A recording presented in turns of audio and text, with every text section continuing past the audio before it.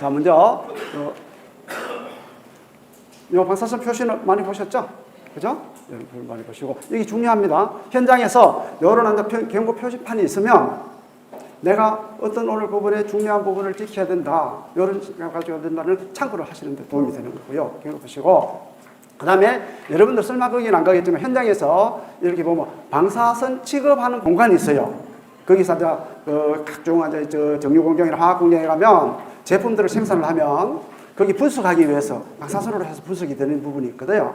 이런 표시를 보시고 거기에는 내가 알고 차폐도 하고 다 하지만 가능하면 그 접근 안 하는 쪽으로 가주시는 게 좋겠다라고 먼저 말씀드리고요. 그래서 그런 생각에 왜 그러냐라는 부분을 하나하나 풀어보도록 하겠습니다. 먼저 목차에서 방사선의 이해, 그죠? 그다음에 방사선의 비파괴 업체에도 이런 부분은 뭐 배제를 하고요. 그다음에 원자력과 관계 법령, 우리가 좀 필요한 부분, 이런 부분도 있는데, 우리하고 직접적인 거, 이런 부분만 발췌해서 말씀드리겠고, 방사선 피폭 발생했을 때 응급조치, 이런 부분 전문 파트너이기 때문에, 이런 부분이 있구나라는 부분을 좀 말씀드리고요. 그 다음에 전부 법령, 요거 3번하고 같은 맥락인데요. 볼게요.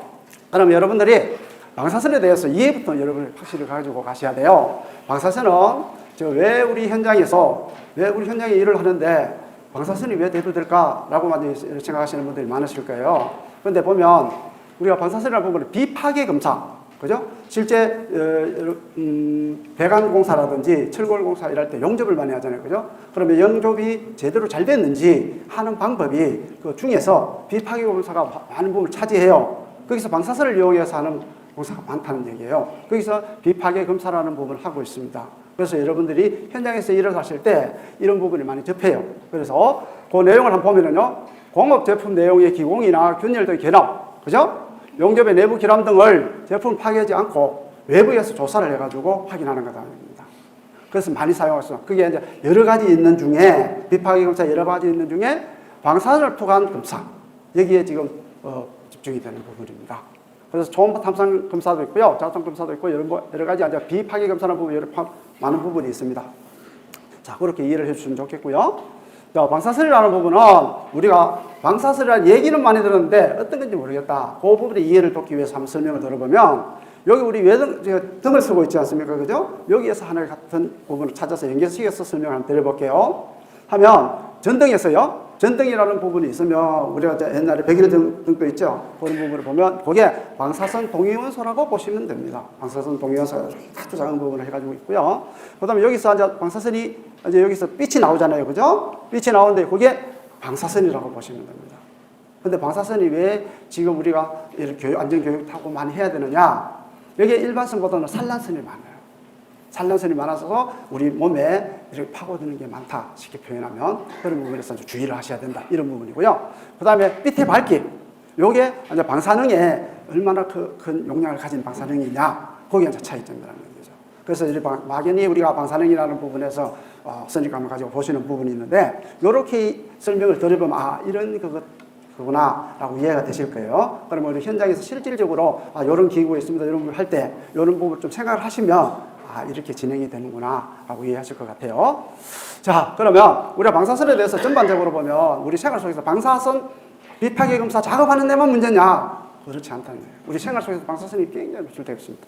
이게 자연 방사선이라 해가지고요, 땅 속에서 방사선이 나올 수가 있고요, 그 다음에 공중 방사선이 있고요, 우주 방사선도 있습니다. 그 다음에 음식이나 물 이런 데서도 나올 수 있고요. 그러니까 우리가 생활 속에서 항상 노출이 되어 있다는 얘기예요. 그런 부분이 있고, 특히 우리나라 같은 경우에는 그 암석이 화강암으로 되어 있기 때문에 다른 나라에 비해서 라듐 방출량이 많아서 좀 높게 나옵니다. 약간. 자, 3mm 시베이트. 그 다음에 전 세계적 평균적으로 보면 2.4mm 시베이트라고 나옵니다. 그래서 여기 보면 나라별로 차이가 많아요. 그래서 완전 똑같은 암석을 가지고 있고, 또 이렇게 높으면 여기서 이제 우리가 내장물로, 그죠? 방사선 동위원소들이 있는 그게 많이 나오면 우리나라 도움이 될 텐데, 평균적으로 높은 이렇게 라돈 이런 부분이 있고, 그런 쪽은 조금 아닌 것 같아요. 그래서 전체적으로 이렇게 분포도를 보면 이렇게 전체적으로 방사선이 노출되는 게 이런 환경이 있구나라고 이렇게 보시면 되고요. 그 다음에 자연 방사선이 있습니다. 자연 방사선에 대해서는 지금 우주선의 영향에 우주선에서 나온 데 있답니다. 그 다음에 해외여행 가시는 분 많잖아요. 그죠? 비행기를 타고 장시간이 아니고 또 지역별로 어디 가느냐에 따라서 이런 방사선 노출되는 것 같습니다. 그래서 스튜디오스들 있죠. 기장님들 있죠. 긴 시간에 똑같이 노출되는 것은 장시간에 노출이 되잖아요. 그럼 굉장히 높게 나옵니다. 방사선 종사하시는 분은 순간 하기 때문에 내가 1년 받는 방사선보다 실제 해외여행이라든지 특히 스튜디오스나 기장하시는 분들은 우리는 잠깐 뭐 많이 타야 한 14시간, 그죠? 또 뭐 긴 시간 20시간 타는 경우도 있지만 보통 제주도 가는 때도 우리 뭐 짧은 시간. 그런 부분을 가지고 크게 염려를 안 하는 우리 생활 속에서 크게 대두되고 있다는 부분. 음식으로 통해서도 많이 섭취가 되고 있고요. 그 다음에 지각에서 오는 거, 그 다음에 공기 중에서도 나도 있습니다. 그래서 이런 부분에 자연방사선이라는 부분도 항상 우리 생활 속에 노출되어 있다라고 이해를 하시면 좋을 것 같고요. 자, 그러면 방사선의 종류에 따른 강도, 이런 부분을 한번 잠깐만 볼게요. 자, 자연방사선이 있고 인공방사선이 있는데요. 우리가 자연방사선을 비행기를 타고 이렇게 가면 자연방사선이 있고, 음식물에 대해서 잠깐 말씀드리는 거고요. 그 다음에 지형적으로 거기서 나오는 방사선이 이렇게 차이가 많습니다. 이런 자연방사선이 있고, 그 다음에 우리가 이제 인공방사선, 우리 사람이 살아가는데 필요해서 인위적으로 선택해서 쓰는 거. 그죠? 거기서 보면 굉장히 높습니다. 그죠? 자, 우리가 지금 흔히 암 환자분들 암 치료하는 거 있죠? 굉장히 높아요. 그죠? 6,000 밀리시베이트. 그죠? 이걸 보면은 엄청난데, 이 사람들이 이걸 머리도 뽑히고, 머리카락도 뽑히고 하잖아요. 그죠? 그런데 우리가 사람 선택적으로 하기 때문에 그 부분의 빔을 딱 분산해가지고 환부막 이렇게 하기 때문에 이 많은 양을 맞아도 당장 우리가 낮춰나고 사망한다 이런 건 없잖아요. 그게 이제 의학적으로 우리가 필요한 거를 피해가 적도록 이렇게 정리하는 부분이기 때문에 하는데, 그 대신 또 우리 CT 촬영 있죠? 이것도 굉장히 많습니다. 우리 보통 종합검진 받으면 내가 건강이 어떻는지 해가지고 CT를 욕심을 내가지고 막 한꺼번에 이 부위별로 말해 한 100몇십만 원, 300만 원짜리 이렇게 해가지고 하는 거 있죠. 그런 부분은 의사선생님하고 의논을 해가지고 좀 이런 안배를 하셔가지고 이건 1년마다 꼭 하시는 부분까지는 아닌 것 같아요. 그런 부분도 생각을 한번 해볼 필요. 우리가 여기서 이런 기본적인 지식 얻어가실 때, 이런 부분도 있구나라고 한번 생각해 보시면 좋을 것 같고요. 그 다음에 방사선 취급자는 이제 요 중간정도 위치에 있습니다. 그 다음에 우리가 이제 보통 S 촬영하는 거 있죠? 일단 이 정도 나온다라는 부분이고요. 그래서 보면 인공방사선은 우리가 인위적으로 필요해서 하기 때문에 엄청난 약을 맞지만 우리가 국소적으로, 그죠? 그래서 방사선을 이렇게 맞으면 부분적으로 온 신체 부위에 따라 다 맞는 게 다릅니다. 우리한테 피해주는 게. 특히 생식기에는 지장이 많아요. 그래서 방사선 하는 데는 젊은 여성분이나 그 다음에 또 아직 18세 이하 청소년들 이런 부분은 많이 제재를 우리가 이런 부분을 잘 챙기라고 주의를 하고 있는 사항이다, 방사선에서는요.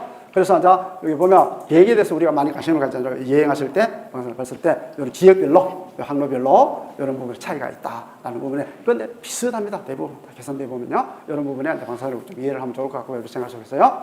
자, 그 다음에 이제 방사선 종류의 이제 강도를 맞았을 때, 피폭이 됐을 때 어떤 증상이 생기느냐, 몸에들을 이렇게 봅니다. 그죠? 여기서 밑에서부터 약하고 위에서는 강한 부분이거든요. 그래서 보면 전신적으로 이렇게 했을 때 한 7,000ml 받으면 전신에서 노출되어 가면 사망할 수 있습니다. 자, 제 경험은 어떤 상황이 있었냐? 이거 아주 지금 저하고 연배가 비슷한 분도 계시고 하기 때문에 그때 뉴스를 그런 게 있었지라고 생각하실지 모르겠는데, 현대 이제 중공업인데 전에는 조선소라 했죠, 그죠? 조선소에서 이렇게 유창별로 이렇게 용접을 하지 않습니까, 그죠? 용접을 하고 있는데 자기가 좀 피곤하니까 이 반대편 유창에서 숨어서 주무셨나 봐요. 쉬고 계셨나 봐요. 그러면 그 반대편에서 유창에서 RT를 뛴다고 방사선 이거 촬영하잖아요. 이게 굉장히 좀 면적이 크잖아요, 그죠? 그럼 장시간 한다는 얘기가 되잖아요. 그리고 바로 즉사했던 사고가 있었습니다. 그래서 이게 많이 노출이 되면 사망까지 할 수 있어요. 그런데 보통 많은 부분에 국소적으로 많은 부분에 노출돼도 이렇게 물집이 생긴다든지 괴사가 됩니다. 그래서 방사선을 할 때, 그래서 이제 우리가 대표적으로 의료계통으로 우리가 인위적으로 만든 인공방사선에서 노출이 돼도 국소적으로 온다라고 이렇게 보지만, 이런 부분에 국소적이지만 그 양이 워낙 세기 때문에 보통 우리 암 치료하시는 방사선 치료하면 머리카락 많이 빠져가지고 모자 쓰시고 다니고 고생하시잖아요. 이런 현상으로 국소적으로 많이 해도 높으면 굉장히 우리한테 영향을 많이 미친다. 이렇게 전체 관측으로 보시면 되겠습니다. 그래서 우리 방사선에 이제 전반적으로 이해를 해봤고요. 그 다음에 이제 실제 우리 현장에서 이를 방사선에 대한 부분에 막 아주 굉장히 위험한 거 아니냐라고 하는 부분에 조금 더 여러분들이 그런 부분에 막 선입관을 가지고 겁내실 필요는 없다라는 부분을 비교한 설명을 들어본 부분 이 부분입니다. 자, 우리가 스튜디오스나 기장님이 맞는 양하고, 그죠? 또 우리가 이제 방사선에 이제 투가 종사하시는 분들 맞는 양하고 훨씬 스튜디오스나 기장님이 맞는 게 2.7배나 더 높아요. 왜 그럴까요?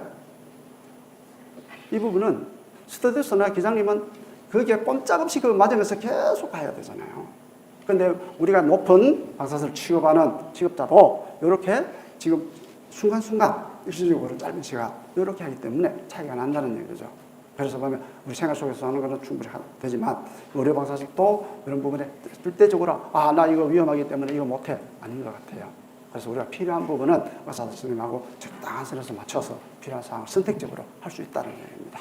자, 그래서 이런 부분에 막연한 선입감을 가지시고 할 필요는 없다라고 하고요.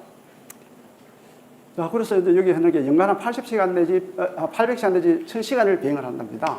조종사나 선생님 피폭이 이렇게 높죠. 그죠? 그래서 보면 일정 시간 이제 휴가도 주고, 자, 우리가 보통 스튜디오에서 일하시면 휴가도 많고 이러기 때문에 부러워하시잖아요. 그죠? 근데 내면으로 이런 부분도 위험 부담도 안고 계신다라는 부분이 있습니다. 자, 그 다음에 여러분 이제 방사선 종류 이런 부분은 뭐 크게 하실 필요는 없고요. 여기서 이제 보통 보면은 이제 감마선, X선이라는 부분은 우리 병원에 이렇게 가면은 동요소를 쓰는 게 아니고요. 전기적인 출력에 의해서 X선을 만들어냅니다. 그래서 X선하고 우리가 보통 감마선, 알파, 베타, 감마가 있는데요. 이 파장이 높은 감마선을 대부분의 공용으로 비파기 검사하는 데 사용을 하고 있어요. 그런 부분을 이해를 하시면 좋을 것 같고요. 자, 여기서 이제 본격적으로 여러분들이 현장에 눈을 보이지 않지만 실질적인 방사선에 대한 부분을 설명드려볼게요. 비파기 업체에 사용하는 방사선 동위원소가 이렇게 구분이 되어 있습니다. 전에는 코발트 CO60이라는 부분이 대부분 다 썼어요. 요즘은 그러니까 뭐냐, 여기 용량이 높잖아요. 숫자가 높죠? 여기보다, 그죠? 숫자가 낮은 거를 가지고 길게 쓸 수 있는 게 제일 효율적이잖아요. 그죠? 똑같은 기능을 하면서. 그럼 한번 노출됐을 때 이거는 좀 반감기도 짧고 하기 때문에 큰 용량들이 나온다는 얘기예요. 한번 슛하면. 그런 부분에 요즘은 셀레늄이라는 부분에서 이렇게 나는데, 여기 러시아에서 많이 생산되는데, 러시아하고 우리가 지금 관계가 좋지 않지 않습니까? 여기 원활치가 못하고 지금 하고 있다는 이야기까지도, 뉴스까지도 있어요. 그 다음에 이리듐, 그죠? 이 부분에서는 좀 중간 정도 되는데, 이 부분 대부분이 많이 사용하고 있어요. 가능하면 이 부분을 많이 사용할 수 있도록 하는 환경을 만드는 게 제일 좋을 것 같아요. 그래서 이런 부분에 여기 돼지꼬리 같이 이렇게 만들어져 있습니다. 그러면 여기서 커넥팅이 돼가지고 뒤에서 하면 캡슐에 여기서 열면 여기 탁 터져가지고 여기 방사가 돼가지고 이쪽에 레이가 나옵니다. 이런 식으로 돼 있다. 근데 이건 요즘은 이제 잘 이렇게 용기에 당겨가지고 하지만 전에는 이걸 가지고 막 이렇게 보여주는 경우도 있어요. 작업하고. 요즘은 규제가 다 있기 때문에 쉽게 여러분들이 접할 수는 없을 겁니다. 근데 조금 하시는 분들이 이런 사고 사례는 이걸 가지고 이래 있으니까 이걸 분해해가지고 이걸 뭔가 재미삼아 훔쳐가가지고 이걸 손에 개사도 되고 피폭이 돼가지고 이런 사고도 일어난답니다. 자, 그런 부분, 이런 식으로 되어 있다라는 부분을 중하시면 돼요. 자, 이제는 여러분들이 현장에서 자, 이런 기기가 있으면 여기 방사선의 비파기 검사 기구구나 라고 이해를 하시면 좋을 것 같은 부분입니다. 자, 이런 부분은 많이 나와요. 포탑을 해가지고 이렇게 가지고 단림해서 큰데 이런 부분이 있고요. 보통 우리가 이런 부분에서 현장에 살 때 이런 부분 용기들이 이렇게 각종 장비들이 이렇게 있습니다. 각종 장비들이 이렇게 있는데 지금 여기서 제가 이렇게 말씀드리고 싶은 부분은 이런 안전장치로 다 이렇게 준비되어 있어요. 근데 전에는 어떤 거냐면 이런 형태를 비슷한 게 많아 10년 전에. 그죠? 이런 형태 많았는데 이게 도난도 되고 관리를 잘못해서 요즘은 굉장히 법령에 강화돼가지고 굉장히 관리를 잘하고 있는 상황입니다. 이런 부분이고 이런 상태에 있으면은 가능하면 안전하게 장치가 되어 있고 하지만 여러분들 주의를 하셔야 될 부분입니다. 이런 하시고 자 이런 부분 현장에서 보면 방사선에 대한 작업을 하고 있구나. 근데 전에 같이 요즘 여러분들이 볼 기회가 거의 없을 겁니다. 차량에서 관리하는 차량이 운반하는 차량이 지정되어 있거든요. 거기에 자폐하고 이런 걸 다 되어 있는 데서 딱 거기서 옮길 때 작업장에 딱 옮기고 딱 그대로 쓰고 이런 부분인데 그 다음에 또 왜 여러분들이 좀 많은 부분에 접할 기회가 없느냐라고 하면 요즘은 RT 찍는 게 있죠. 방사선 이렇게 검사를 하는 게 많이 현장에서 하는 게 거의 없습니다. 많이 적습니다. 왜? 대부분 샤업장에서요, 스풀 같은 거 이렇게 큰 이렇게 뭐 굽어진 거 이런 길게 뭐 큰 컨테이너 보면 길게 해가지고 리본 달아가지고 운반하죠. 다 그런 식으로 샤업장에서 많은 물량을 다 해가 옵니다. 그러면 뒤에서 보여드리겠지만 거기에 샤업장에서 다 해가지고 만들어 올 때 RT를 대부분 다 찍습니다. 그래서 현장에서는 그 포인트, 한 전체 100포인트라고 하면 거기서도 100% 다 찍는 건 아니거든요. 이런 작업의 어떤 수준에서는 20% 찍어라. 안 그러면 5% 찍어라. 이런 부분이 있거든요. 그래서 현장에서 보면 요즘은 RT 찍는 거 구경하시기도 생소한 경험을 하실 겁니다. 그럴 때 그런 부분으로서 야, 나 저런 거 처음 보는데 하는 분도 계실 거예요. 그렇다는 말씀을 또 정으로 말씀드리고, 자, 구조상은 이렇습니다. 안에 이렇게 모양 예쁘게 생겼지만 안전을 위해서 이런 부분에 바로 다이렉트로 하면은 혹시 누출도 잠금장치라든지 이런 밴딩이 딱 돼가지고 보다 더 안전하게 할 수 있도록 여기 누출됐을 때 이런 부분, 그다음에 각종 차폐로 해가지고 안전하게 할 수 있는 이런 구조를 가지고 있습니다. 자, 그런 부분에, 자, 그림상에 이런 부분을 보면, 혹시 여러분들한테 자꾸 이게 이 기계가 보이는데 여기 현장에 바로 방치되어 있더라, 바로 신고해 주셔야 돼요. 그럼 현장에서 하면 우리 보통 보면 회사에서 이런 부분이 있으면 안전팀을 연락해 주시면 돼요. 안전팀에 이런 전에 강의를 받았는데 여기 아마 방사선에 대한 용기 같은데 이거 여기 방치되어 있던데 한번 확인해 보세요. 확인해 주세요. 이렇게 신고도 해 주셔야 돼요. 잘못 큰일 날 수도 있어요.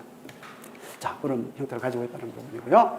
그 다음에 이제 우리가 방사선에 대해서 이해를 좀 더듬기 위해서, 자, 상대적으로 이제 어떤 위험의 부담이 있느냐를 비교를 해보면, 방사선에 대해서는요, 10,000명당 1명이 사망하는 상대적인 위험인데요. 이게 담배를 하루에 한 개피 반 정도 피우시는 분이 폐암 걸리는 수준이나, 우리가 이제 여기서 자동차 운전해가지고 60km 해가지고 지민경에 사고 나는 확률이나 이거 보면은 비슷하다는 거예요. 오히려 더 방사선에 대해서는 낫다는 피폭. 그죠? 피폭에 대해서 0.3mS를 받으면 바람이 되는 이런 부분에 하니까 너무 방사선에 대해서 선입감을 가지시고 겁을 내지 마십시오. 라고 하십니다. 왜? 우리가 사람들이 인위적으로 필요해서 만들면 거기에서 더 안전하게 쓸 수 있는 환경을 계속 만들고 있다는 얘기예요. 방사선 발생하는 장치부터 시작해서 우리가 사용할 때, 그 대신 현장에서 작업을 할 때는 방사선이 노출되잖아요. 그때는 뭘 보고 어떻게 주의하라는 부분을 뒤에서 말씀드리겠습니다. 자, 그러면 이렇게 보는 부분에서는 여러분들한테 제가 이게 길게 얘기하면 괜히 머리 아파요. 그렇죠? 그래서 꼭 필요한 키포인트만 잡아서 말씀드려볼게요. 자, 일단 설명은 보통 제가 이제 말씀드린 부분에 10부터 해가지고 말씀드렸죠. 그죠? 요 설량으로 해가지고 많이 씁니다. 등가 설량이라 해가지고 평균 전체적으로 우리 몸에 어느 정도 맞았는지, 또 그 다음에 장기에 대해서 연구를 맞아도 각 우리 몸에 있는 장기에 따라서 미치는 영향은 다릅니다. 그런 부분을 전체적으로 그 정도로 이해를 해주시면 도움이 될 것 같고요. 자, 이제 알아야 될 게 이겁니다. 키포인트. 여러분들이 이 오늘 강의를 방사선 1시간에 대해서 받으시는데 다른 거는 생각을 안 하시더라도, 못 하시더라도 이 부분을 꼭 해주셔야 돼요. 왜 그러냐면 방사선의 피폭 방호 장치의 3대 원칙입니다. 외부 피폭이에요. 자, 방사선으로부터 충분한 거리를 유지하면 이 방사선이 멀리까지 못 갑니다. 그죠? 그 작업을 하고 있는데, 그래서 가능하면 멀리 떨어지면 된다. 그래서 우리가 방호선이라든지 안전경계선이나 이런 부분을 크게 치려고 합니다. 작업 현장에 가까울 때. 그래서 이 부분이 굉장히 중요해요. 우리가 지금 일단은 써야 되지 않습니까? 그죠? 그럴 때 실제 종사하시는 분들, 작업하시는 분들 허가증 내줄 때 이 부분이 많이 대두되고 있어요. 그래서 보통 보면 우리가 한 16m, 그죠? 그 이상으로 하는데 최소한 16m에 떨어져요. 그런데 현장에 보면 그런 조건을 갖추기 어려울 때가 있어요. 그죠? 그럼 아예 그 도로를 그 영역을 통제를 시키라고 합니다. 그래서 우리 여러분들이 이제 혹시 그런 파트에 맞을 수도 있어요. 이쪽에 더 이상 방사선 촬영하기 때문에 들어가지 마십시오. 그죠? 이렇게 경계띠만 해가지고 다 그거 모르고 일에 바쁘다 보면 지나가는 수가 있어요. 그죠? 그때 여러분들이 아마 그 한 부분을 맡으셔가지고 이렇게 통제해주고, 그때 이런 안내도 해줄 때, 여러분이 오늘 좀 배웠는 거, 조금 하는 거, 그런 부분에서 위험하니까 이렇게 하십시오라고 안내도 해주시는 것도 도움이 되실 것 같아요. 이런 부분이 있고요. 그 다음에 거리로 유지돼가지고 좀 어려운 부분은 시간으로. 그죠? 시간으로 방사선을 취급하는 피폭이요. 시간을 가능하면 빨리 단축해가지고 할 수 있는 환경을 찾아가지고 해야 된다. 그래야 우리 인체에 크게 노출되지 않는다. 라는 부분이 있고요. 불가피하게 할 때는 차폐. 차폐라는 부분은 방사선은가의 차폐물을 설치하는데요. 방사선은 지금 병원에 가가지고 보면 방사선 기사들이 의료용으로 많이 쓰고 하는데도 계속 막 8시간 계속 하고, 그죠? 교대근무하면 또 하고 하는 수도 있잖아요. 그죠? 병원에. 근데 이 사람들은 왜 괜찮을까요? 성대모는 없는데 이게 잡혀라. 우리가 보통 이래 촬영 가면은 유리막 요래가지고 보죠? 그 유리막을 보고 자세 잡아놓고 거기 들어가서 착 슛하고 나오죠. 됐습니다. 이제 옷 입으세요라고 하죠. 그죠? 그게 뭐냐? 유리막은 납이 포함된 유리막입니다. 그래서 보면 이 산란파들이 오면 차단을 어떻게줘요. 그래서 여러분들이 방사선에 대해서 보면은 방사선사인데 보면 어떤 사람이 조금 짧은 지식으로 보면 그 가까이는 절대 가면 안 된다. 환자만 있고 환자 못 바르고 자기는 확 흘른다. 근데 여기서 완벽하게 시설이 됐는데 우리 확인 안 되잖아요. 그죠? 그런 데는 완전히 18세 이하 젊은 친구라든지 또 이제 임신기에 있는 젊은 여성분들 이런 분들은 가능하면은 혹시 모르는 노출에 대해서 하기 위해서는 좀 가까이 안 가는 건 도움이 되죠. 많이 하나는 모르니까요. 자, 그래서 이런 3대 요청을 해서 실시되고 있습니다. 자, 이 부분은 뭐냐면은, 우리가 아까 제가 잠깐 말씀을 드렸는 그 현장에서 방사선 지금 작업을 많이 하고 있다고 말씀드렸잖아요. 그 적게 하고 있다고 말씀드렸잖아요. 보통 샤업장에서요, 대부분 숲을 다 만들어 가는데 특별하게 하면은 비용 절감이라든지 회사 차원에서 시간, 이런 관계에서 큰 업체에서는요, 이런 방사선 시설물을 룸을 가지고 있습니다. 가지고 있어요. 아마 그런 여러분들이 이제 본사 보통 우리 보면 현장에서 배정이 되지만 본사에서 또 이제 연계돼 가지고 일하시는 분들도 그런 부분 있을 때 이런 부분을 하실 때도 있을 겁니다. 이런 시설을 갖추고 안에서 있는데 그 세부 내용은 뒤에서 또 보여드리기 위해서니까 이런 부분도 있다는 부분이고요. 그래서 이제 쭉 보면 그 다음에 이제 내부 피부에 있을 때는 경납을 한다든지 차단을 한다 희석하는 부분으로 이렇게 이제 노출이 이제 최소화될 수 있도록 하는 부분이 있다라는 부분 말씀드리고, 우리 현장에서 하는 부분이기 때문에 제가 기억하는 거는 최대한 거리가 멀리어야 된다는 거, 그 다음에 작업 시간을 가능하면 짧게 하라는 거. 그렇지 않고 불가피할 때는 종사하시는 분들은 납 에어프론이라 가지고 납으로 된 앞치마를 입어요. 그런 부분도 있습니다. 자, 그런 부분 말씀드리고요. 이런 부분은 뭐 전문가분들이 하시는 부분이기 때문에 업체에 대한 부분에 넘어가고요. 자, 지금 이제 이렇게 이제 우리 위험물은 사실이잖아요. 그죠? 이런 위험물은 사실인데, 이제 법에서 이런 규율을 지금 다 하고 있습니다. 법적으로. 이런 부분에 인허가를 할 때는 어떻게 해라. 또는 작업할 때는 어떻게 해라. 이런 부분 되게. 보통 우리가 법에 대해서 이렇게 보면은요, 원자력 안전법에서 저는 출발이 됩니다. 원자력 방사선은요. 그게 되는데, 보통 법이 있으면 그 밑에 대통령이 하는 시행령이 있어요. 법에서 이런 부분을 하면 이렇게 하시려고 하면 자세한 것까지는 다 이래 원자력 안전법의 옆은 책이 이름만 두꺼워지잖아요. 그죠? 그렇게 보면 내가 참고 우리가 접근하기 힘들잖아요. 그래서 그거를 여기서 원자력 안전법에서 이런 걸 해야 됩니다라고 하고, 그 다음에 상세한 거 설명할 때는 그게 한 부분에 표현 덜 된 부분은 시행령으로 위임해가지고 내려옵니다. 그럼 대통령령으로 해서 시행령으로 이런 작업을 할 때는 이런 기준에서 하세요. 라고 됩니다. 그런데 거기서 또 세분화돼야 될 때 시행규칙이라는 부분이 있습니다. 시행규칙이라는 부분이 있어요. 이런 부분에서 여기도 시행규칙이 이제 원자력에 대한 부분이 워낙 복잡하고 다양하기 때문에 시행규칙이 보통 하나인데 어디 세 파트로 나눠가지고 이렇게 보여드리고 있는 상황입니다. 그래서 이런 부분에 계속 유지해 나가다 보면 또 새로운 변화도 있고 환경도 변하고 이렇잖아요. 그래서 일단 이제 고시를 해서 우리가 이제 보면 이건 폐기할 거는 폐기하고 필요 없는 거는 새로 이렇게 하고 이런 식으로 우리 법이 이렇게 전체적으로 만들어집니다. 다양한 법이 있죠, 그죠? 그런 부분을 하고 있다라는 부분에서 하나하나 빠짐없이 할 수 있도록 이렇게 진행되고 있다라는 부분 관계에 대해서 우리 개통을 가지고 있어 보여드린 거예요. 자, 그래서 보면 허가라든지 작업장 개설할 때 신고할 때는 이거 우리 사장님이나 필요할 때 이제 하시는 부분인데 이런 절차를 밟아서 안전하게 허가 그래서 무조건 내가 하겠습니다 허가해 주는 게 아니에요. 그 원칙의 기준에 맞도록 하는 부분이 이제 법에서 원자력 안전 관계법에서 이렇게 하고 있는 내용들이 여기 나와 있습니다. 그래서 이런 부분이 필요하시는 분들은 그 내용을 보시고 혹시 이런 부분 있으면 여기 아마 이거 관심 있는데라고 하실 수도 있어요. 혹시 내가 원자력 여기 방사선 교육을 받아왔는데 교재 이런 부분 있을 때 자 누가 주위 지인이나 안 그러면 젊은 친구들 우리 자녀분들은 있을 수도 있고 그죠? 관심 있고 나도 이거 있는데라고 할 수도 있어요. 그런 교재도 한번 내가 보고 할 때도 이렇게 한번 보여주는 것도 이거 딱 보고 던져버리지 마시고 그런 부분을 하려고 하면 또 생각보다 이런 부분에 또 앞으로도 전망이 있는 쪽에서 계속 이어져야 되니까요. 부분도 있을 수도 있습니다. 그리고 참고하시면 좋겠다. 선이 많은 것도 이렇게 기준이 있다라는 부분을 말씀드리고, 또 발주자는 이렇게 한다는 부분이 있습니다. 자, 여기서 이제 이렇게 한 부분인데, 법령 관계를 이렇게 보면은요, 자, 시설은 어떻게 해라는 부분인데, 이런 부분에 여러분들이 이제 실질적으로 와닿지 않는 부분이기 때문에 제가 말씀을 안 드리고도 흥미가 없고 별 관심이 없을 거예요. 그래서 이런 부분에 제가 이런 부분에서는 그냥 넘어가겠습니다. 작업 환경은 여러분 제가 얘기한 대로 안전거리 유지하고 기본적인 거 아까 거리, 시간, 그죠? 자폐 하는 주 내용들이 여기 포함되어 있다고 이렇게 봅니다. 그래서 법에서 이걸 제시해가지고 정확히 지켜라. 요걸 안 지키면 뭡니까? 법이 위반이 되는 거죠.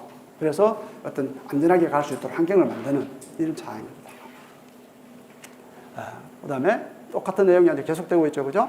그 다음에 이거도 마찬가지고요. 자, 이제 여러분들이 아마 예를 들면 울산에서도 이렇게 보면 큰 기업체들이 많지 않습니까? 그죠? 저 건설하는데 예를 들면 동부라든지 그다음에 제이콘이라든지 이런 부분의 회사들을 보면 가능하면 이런 시설들을 가지고 있을 거예요. 이게 많은 비용 절감이 되는 부분이 있거든요. 그죠?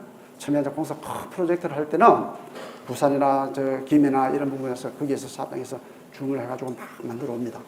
그런데 현장에서 맞춤으로 또 현장이 우리 생각같이 다 되지는 않잖아요. 그런 부분에 또 많은 물량을 각 본사에서 또 많이 취급을 해요. 그럴 때는 이런 시설을 갖추면 빨리 효율적으로 갈 수 있단 말이에요. 그런 부분에서 많이 갖추고 있을 겁니다. 아마 여러분들도 일을 하실 때, 내가 일을 하실 때 이런 데 배치될 수도 있어요. 같이 관계되는데, 그때 보면 이런 부분이 아주 철두철미하게 되어 있습니다. 사실 시설 내부의 방사선 작업장 안에서 있는데요. 이런 부분을 차량이 원활히 들어갈 수 있도록 면적하고 또 구성하면은 가능하면 포기하지 말고 살아나는 부분도 여러 가지 원칙들이 다 있어요. 그건 이제 실제 작업하시는 분들 별 좀 높이고, 왜 짧은 시간에 빨리 하고 해야 되지 않습니까? 그죠?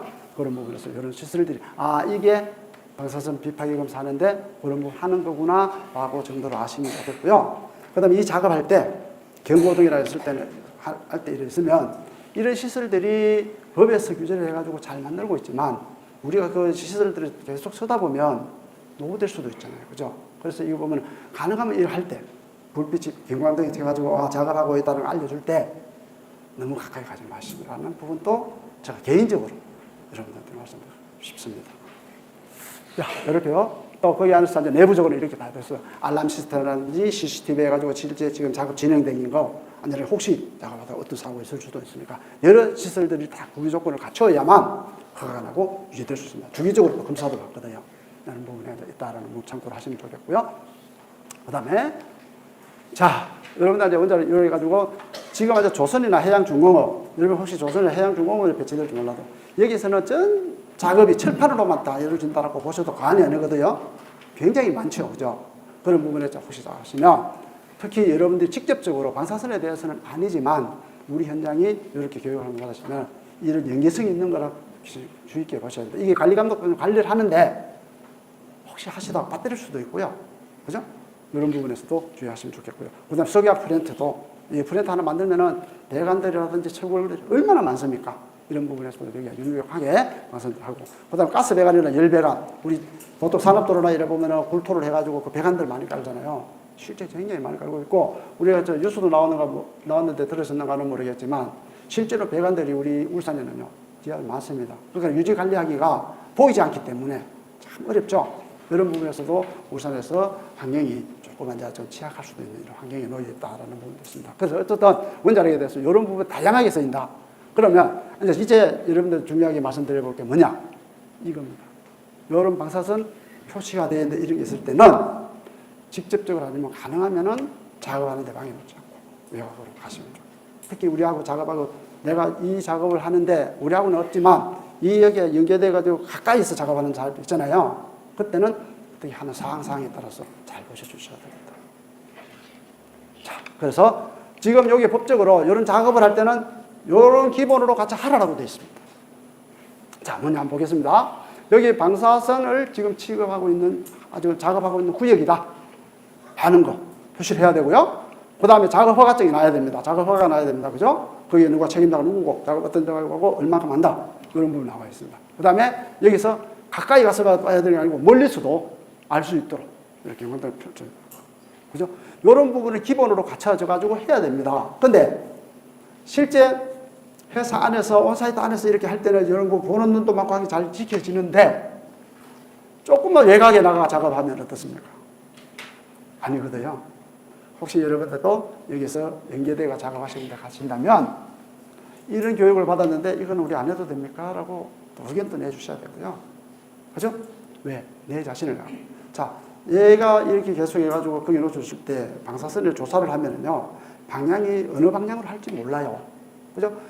직접 종사하시는 분들은 어느 방향으로 한다는 부분이 있기 때문에 알기 때문에 자기들이 가까운 거리에서도 이런 부분 어느 정도 차폐도 하고 이런 부분인데 우리가 지금 비상대하고 여러분들은 있는 입장에서는 방향이 360도 방향에서 어느 쪽으로 갈지 모르니까 그런 부분에서도 상당히 신경 써주시면 좋겠습니다. 이런 부분. 그래서 여러분 보면 경계띠 충분히. 그래서 보면 우리가 보통 보면 한 20m 이상은 좀 유지하도록 하라고 합니다. 그리고 이 사람들이 전 지역을 비상대기 하시는 분들을, 여러분 같은 위치에 계시는 분들을 다 배치하기는 힘들잖아요. 예행적으로. 그럴 때 경계띠를 떼가지고 넓게 잡아라는 거예요.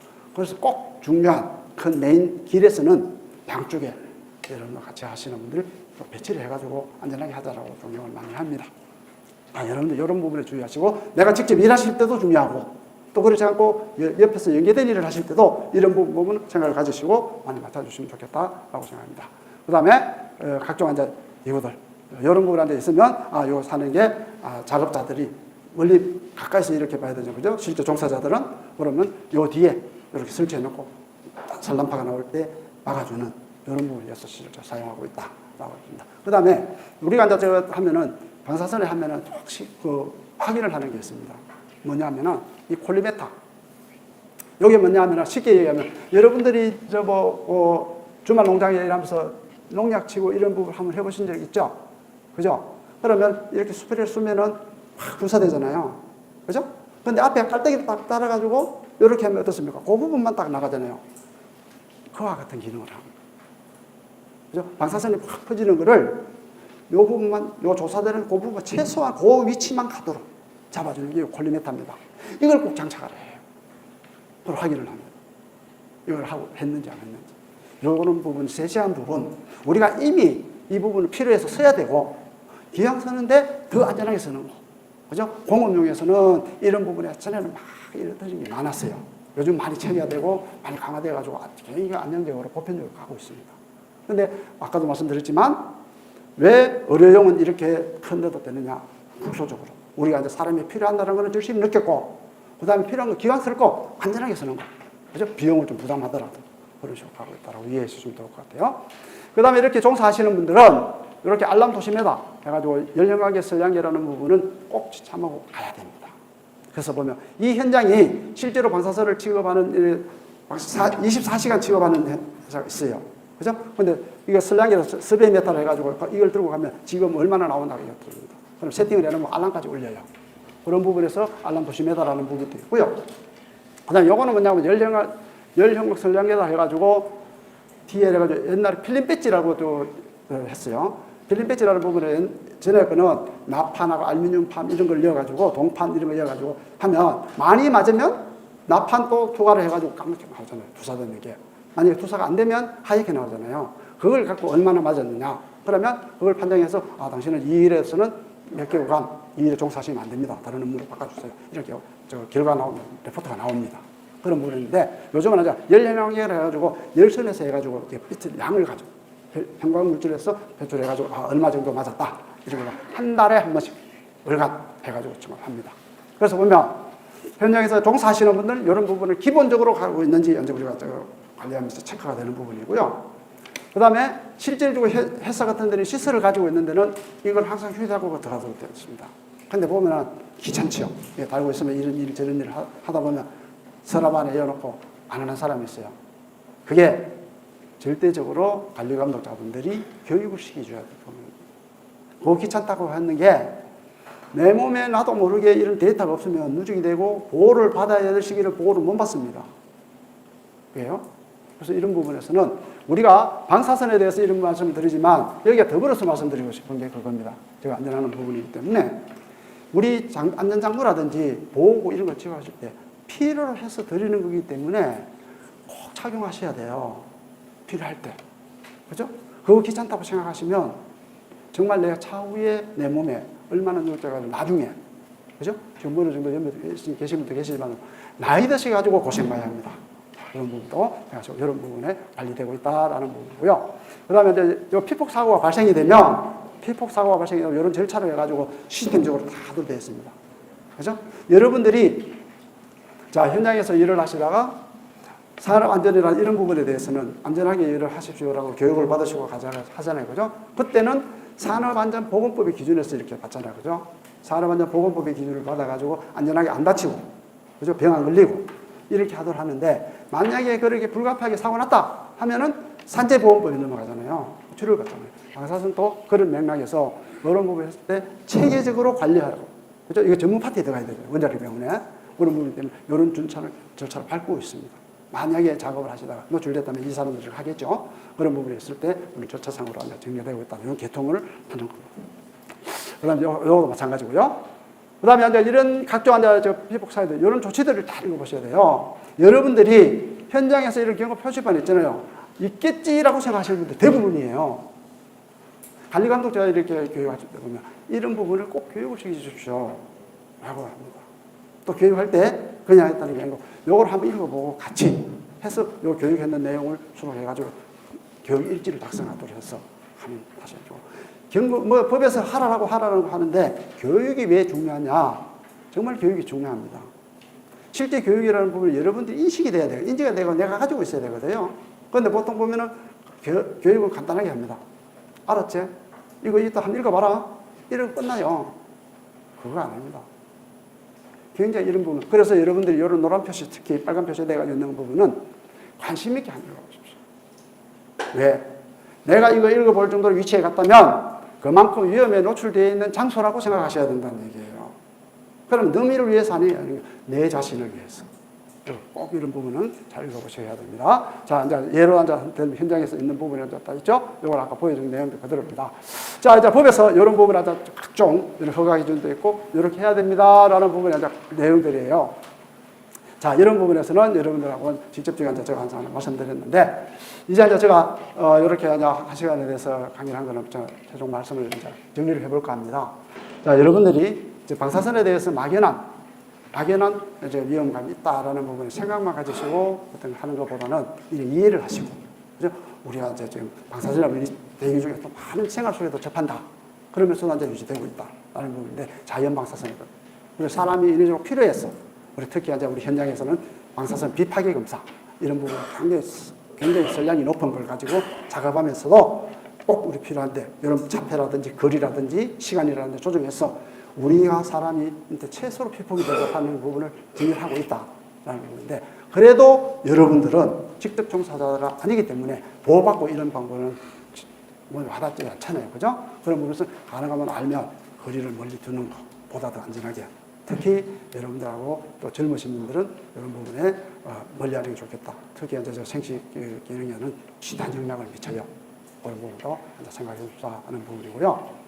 그래서 지금 이제 기계들을 이제 보여드렸죠. 그죠? 그런 물건을 봤을 때 그냥 보지 마시고 혹시 이런 부분에서 범위를 벗어난다 할 때 친구도 잘 해주시면 되고 그 다음에 경계선을 뜰 때 짧게 거리가 보통 보면 제가 아까 몇 메다를 했죠? 16m인데 한 20m 이렇게 하는데 그 범주 안에 들어가면 주의하셔가지고 이거 좀 작업하는 데하고 짧은데 이래 되면 가능하면 현장 여건이 안 맞기 때문에 그런 부분을 상대하셔가지고 여러분들 현장에서 여러분들이 실제로 작업하는 부분이 적기 때문에 실제 여러분 연계된 작업을 하실 때 그런 부분을 잘 염두에 두시고 방사선을 막연하게 위험한 거다 라는 것보다 알고 진행할 수 있도록 많이 도움이 됐으면 좋겠습니다. 자, 이것으로 마무리할까 합니다. 수고하셨습니다.